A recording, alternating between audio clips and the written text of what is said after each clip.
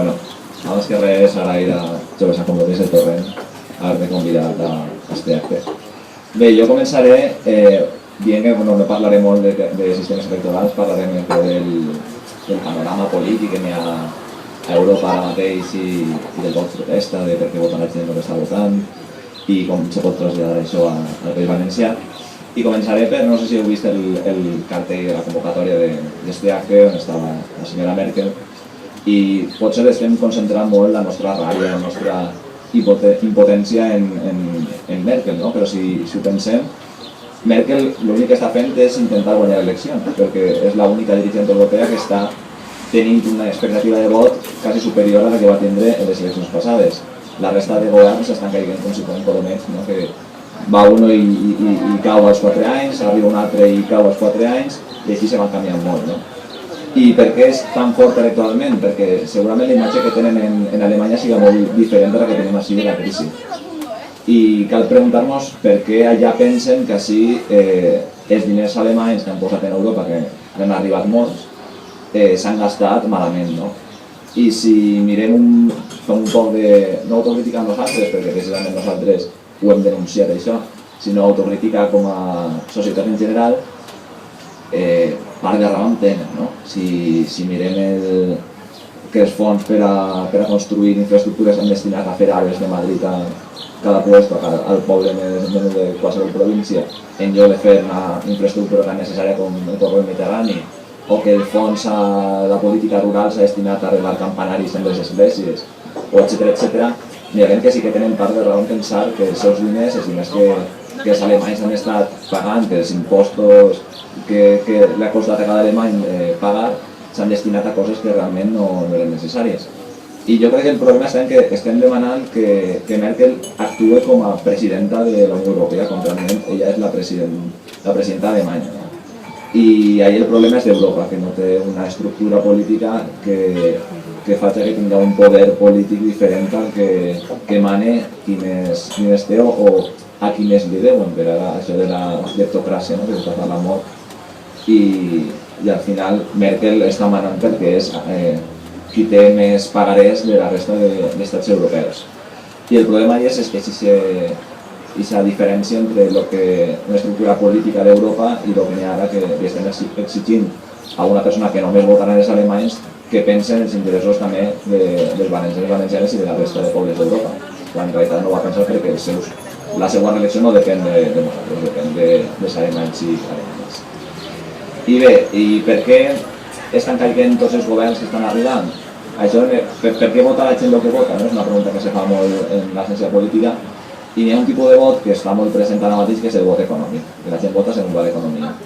I ara, per exemple, així, el vot en el 2008, en el 2011 i el pròxim vot que se faci en les pròximes eleccions serà un vot molt econòmic. Depèn d'estudis que diuen que el vot econòmic, la gent que vota només per causes econòmiques, que diu, arriba a les eleccions i diu, jo estic millor que fa 4 anys, o estic pitjor en qüestió d'economia. La gent que vota així és molt superior en els països del sud d'Europa, el que se diu els PICs, no? Els POCs, que podríem traduir al valencià, que són Portugal, Itàlia, Grècia, Espanya. És molt superior, un 60% superior al vot econòmic en la resta de països de la Unió Europea. I aquest tipus de vot és molt voluble, perquè ara mateix la situació està tan mal i s'està allargant tant la recessió que cada 4 anys la gent diu que està pitjor que fa 4 anys i va canviant de governs. I llavors, aquesta és una de les raons de per què estan caient tants governs, sobretot al sud d'Europa. I quan no cauen és perquè fan grans coalicions, com en el cas de Grècia, per evitar aquesta caiguda. I ja veurem quan dura la coalició de Grècia, que jo mateix està veient que està ja tremolant de nou pel tema del tancament de la República. I bé, després n'hi ha un tipus de vot, que és el vot ideològic, el vot de proximitat. Una gent s'ha definit d'esquerres, una altra de dretes, i depèn de com s'ubica, la típica pregunta de com t'ubiques? Eres d'esquerres, molt d'esquerres, eres de dreta, molt de dreta o de centre? I depenent de com se senta cadascú, vota uns partits o un altre, depenent de la proximitat que té amb aquests partits. El tema de dreta o esquerra, uno pot preguntar-se què vol dir ser d'esquerres, què vol dir ser de dretes. però això funciona molt bé com a contenidor, que després en cada època s'ha omplit de diferents característiques. En una època s'ha d'esquerres volia dir una determinada posició en quant als drets dels treballadors, una determinada posició en quant a despesa pública, en quant a construir l'estat del benestar. Últimament s'ha d'esquerres era més del tema de moral o el tema de llibertats civils, era d'esquerres o progressistes que defensaven unes determinades llibertats civils en quant a la dona, en quant a les persones homosexuals, en quant a qualsevol altre tipus, la religió, el tipus de relació entre l'estat i la religió. I aquest tipus de vot d'esquerres que s'ha definit va funcionar fins que va esclatar la crisi. I ara, ser d'esquerres o de dretes perd un poc la significància perquè s'ha contaminat molt la paraula, les etiquetes s'han contaminat molt perquè partits que suposadament eren d'esquerres han aplicat polítiques que històricament han sigut relacionades amb la dreta i amb el liberalisme més pur. Llavors el que passa és que està sorgint un nou eix de competició electoral que se diu tècnicament, però que no vol dir una altra cosa que la gent no vota ja per esquerres o per dretes o per si este partit és més pro total, sinó si este partit està dins del sistema o està fora del sistema, vol canviar les coses o vol defensar l'estatus quo que hi ha actualment. I això és el que està passant actualment, que estan sorgint nous partits, estan sorgint noves opcions que estan tenint èxit perquè definint-se en un... normalment se defineixen com a esquerres o com a centre en altres casos, però estan apostant per un altre tipus d'ells,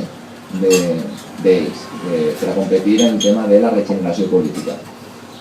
Perquè si no fos així, per què competim en el cas de Compromís? Per què hi ha competició entre Compromís i UPyD? Si un partit és de dretes, l'altre d'esquerres, un partit és valencianista, l'altre és espanyolista o centralista. Com és que n'hi ha vots que s'estan competint entre aquestes dues opcions? Precisament perquè els dos guanyen vot de gent que està farta de la situació en general i que vol canviar vol llevar a tots els que n'hi ha de les institucions i vol canviar les institucions per a que hi hagi una nova relació entre la ciutadania i els governants.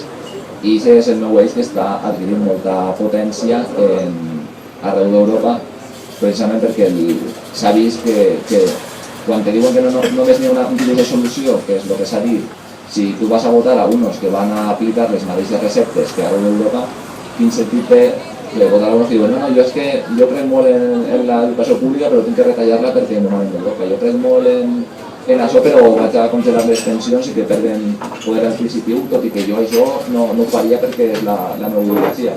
Clar, la gent el que vol és coherència amb el que se defensa. I aquest tipus de vot està fent sorgir nous moviments polítics arreu d'Europa. I veiem, per exemple, parlaré de populisme, parlaré dels antisistema i parlaré dels anti-establishment. I definir un poc cadascú què vol dir això perquè normalment se barregen molt. Populisme proposa sobretot una nova relació entre el poble i el govern i normalment se fa a través d'una persona. Quan arriba una persona que pareix com el Messias, no? Que és el garant de que hi haurà una nova relació entre el poder i la ciutadania, gràcies a mi podrem oposar-nos als que han tingut el poder sempre. Això normalment se sol definir com a populisme. Pot ser el cas de Grillo en Itàlia. I hem vist com a qualsevol arribava en una voluntat semblava de regenerar la política italiana i a la primera de canvi que algú en el seu grup parlamentari no estava d'acord l'expulsava i no se podia fer res perquè era una marca registrada el seu partit, la seva plataforma política era una plataforma registrada, una marca registrada. Llavors, si aquest és el tipus de regeneració política per la que s'aposta, realment estem molt mal. Però és que això és populisme perquè vol dir que només a través d'ell se pot regenerar una política. No? Després també és l'antisistema, que no és com així ens diuen que, no sé, així qualsevol persona que se queixa ja sembla que és un antisistema. Un antisistema és algú que va en contra del sistema que hi ha, que és la democràcia. Llavors, qui va en contra de la democràcia, en la nostra situació, sobretot l'extrema dreta. De fet, jo diria que és l'extrema dreta el moviment que està anant en contra de la democràcia i està aprofitant-se de la crisi per anar en contra d'un sistema de llibertats i de convivència entre totes les persones.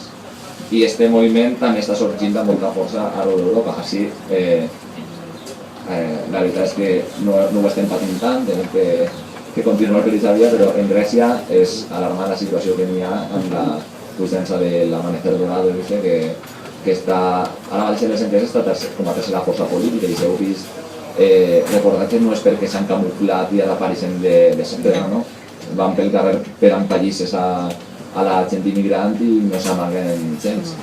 I clar, és un perill que n'hi ha que davant la falta de respostes del sistema polític se busca si el referent del canvi de la política són moviments que van en contra de la democràcia, realment no només que no anirem a millor, sinó que se posa en perill el poquet que tenim de democràcia, les poques llibertats ni les que podem dir que gaudim. I bé, i finalment estan els partits anti-establishment, que quan se parla de partit anti-establishment està bé diferenciar-los molt del que és l'antisistema. L'antisistema el que vol és carregar-se del sistema tota la democràcia. L'anti-establishment el que proposa és canviar la classe dirigent o el tipus de persones que estan ocupades les institucions i proposa també millores en el funcionament de les institucions.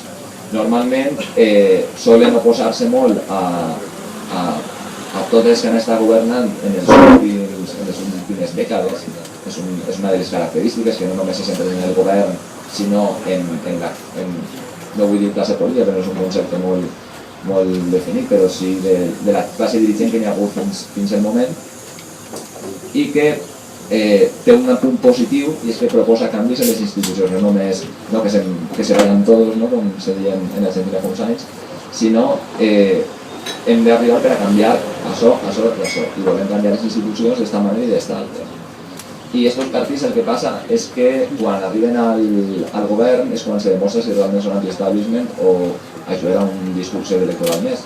Per exemple, hi ha molts partits que utilitzen l'argument anti-establishment perquè té una força considerable en molts països, i no només en aquest moment històric, sinó a través de la història, i una vegada arriben es veuen tan còmodes en la situació de governar que diuen no, ara el que cal és gestionar i les coses no són com semblaven i no podem fer el que pensàvem de canviar les institucions. Tenim que anar, això ja arribarà, cada cosa al seu moment.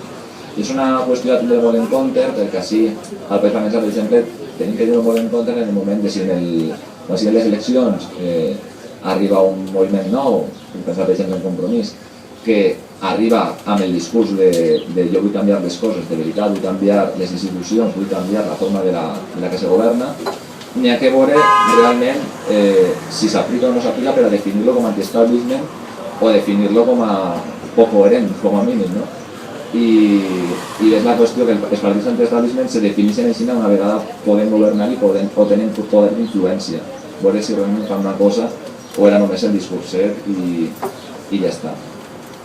I bé, també parlar un poc de la polarització. Vull parlar de la polarització entesa com està canviant Europa, que hi ha una divergència cada vegada més gran en el que pensen els pobles i els partits al sud d'Europa i el que pensen els partits i els pobles al nord d'Europa.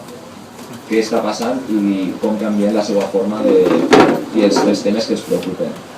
I bé, per començar amb la societat, hi ha una enquesta que és l'Eurobaròmetre, que és com el CIS a nivell europeu, i se veu que els països, quan se li pregunta a la gent si pensa que per eixir de la crisi n'hi ha que retallar, el que parlava Ricard, si n'hi ha que retallar o n'hi ha que injectar diners i s'ha dicotomia que n'hi ha normalment, es veu clarament que els països que França, Alemanya, Àustria, República Txeca, pensen que n'hi ha que reduir sobretot la despesa dels poders públics, i en canvi Dinamarca i Espanya, el Regne Unit, de forma més sorpresiva, pensen que no. Què passa ahí? Depèn molt del tipus de política que s'ha aplicat en cada estat en el moment. Normalment s'actua com a reacció al que ha passat en cada moment. Per exemple, així sí que se veu coses curioses, com que en Portugal se defensa una major retallada i en canvi en Regne Unit no, perquè en Portugal sabeu que van tindre un govern que va ser caracteritzat com a despilfarrador, malbaratador, per dir-ho en valencià, i en canvi en el Regne Unit al contrari, estan patint les conseqüències de les retallades des d'abans. En canvi, els partits polítics sí que se veu d'acord a lo que proposen, sí que se veu més clarament el contrast. N'hi ha un projecte d'anàlisi que és en què analitza tots els programes electorals i fa uns càlculs segons les paraules que apareixen i segons de què parla i de què no parla, i sí que es veu clarament que, per exemple, en la presència de diferents coses als programes electorals, en suport a les polítiques socials, en els pics ha augmentat prou de 2007 a 2010, en canvi en la resta de la Unió Europea ha baixat la presència del suport a les polítiques socials. El suport al lliure mercat ha pujat prou, quasi s'ha duplicat en el cas de la resta de països d'Europa, en canvi en els països del sud d'Europa s'ha reduït. En qüestió d'ideologia d'esquerra-dreta, en la resta d'Europa s'han tirat cap al centre. En els pics n'hi ha hagut un gir impressionant cap a l'esquerra en els programes electorals. Després en les polítiques no, però els programes electorals que són molt limitats de lo que vol la gent, perquè realment en el programa electoral posen el que la gent vol sentir, sí que se veu un gran canvi. I una cosa molt preocupant, i és el suport a la integració europea, com ha canviat en els partits d'Europa o del sud d'Europa. I se veu com clarament en els països del sud d'Europa ha baixat molt el suport a la integració europea, perquè realment veuen que Europa no respon a les seves necessitats. I bé, això per acabar ja és veure quin és el problema d'Europa. El problema d'Europa jo crec que és el que parlava abans de que no hi ha una estructura política o no hi ha una estructura econòmica. Llavors no hi ha un control democràtic de la política econòmica i fins que no avancem cap allà no se pot fer. Després hi ha un problema sumat a això, i és que si la solució, com s'està escoltant en alguns puestos, és eixir-se'n de l'euro, realment per a guanyar el control econòmic estem renunciant ja per sempre a fer una Europa política, i això n'hi ha que tenir en compte, perquè una vegada ja tires cap allà ja no n'hi ha volta darrere. I després finalment és un problema que se veu moltes vegades, i és que se ven l'Europa dels pobles, l'Europa de les persones, els drets de tots són iguals, tot és el que se ven, i després en realitat estem parlant d'una coalició d'estats que se reuneixen en un Consell i al final mana uno a soles. Damunt no n'hi ha un debat igualitari entre tots, però realment la gent com a tal no se vota un govern europeu, no se vota un Parlament que després té els poders que té. Clar, això és el problema de no acompanyar el que se diu i el que se fa, i pot pareixer una cosa molt anecdòtica. Però Europa, per exemple, el tema de les beques Erasmus, el tema de visita d'Eurovisió, pot ser les poques coses que han generat una certa consciència europea i que fa que quan hi ha manifestacions per les retallades, quan hi ha manifestacions se vegin, per exemple, banderes d'altres pobles d'Europa, que és una mostra de si se va cap ahí, si se construeix Europa des de la base, si comencem a sentir-nos identificats entre uns i entre altres, podrem entendre, per exemple, per què els alemanys es veuen com es veuen, i els alemanys podran entendre que realment això no és culpa, o podem tindre part de responsabilitat, però realment no és culpa dels pobles que han patit aquestes polítiques i que ara necessiten un canvi per a poder seguir endavant. Llavors són coses que jo crec que podem reflexionar.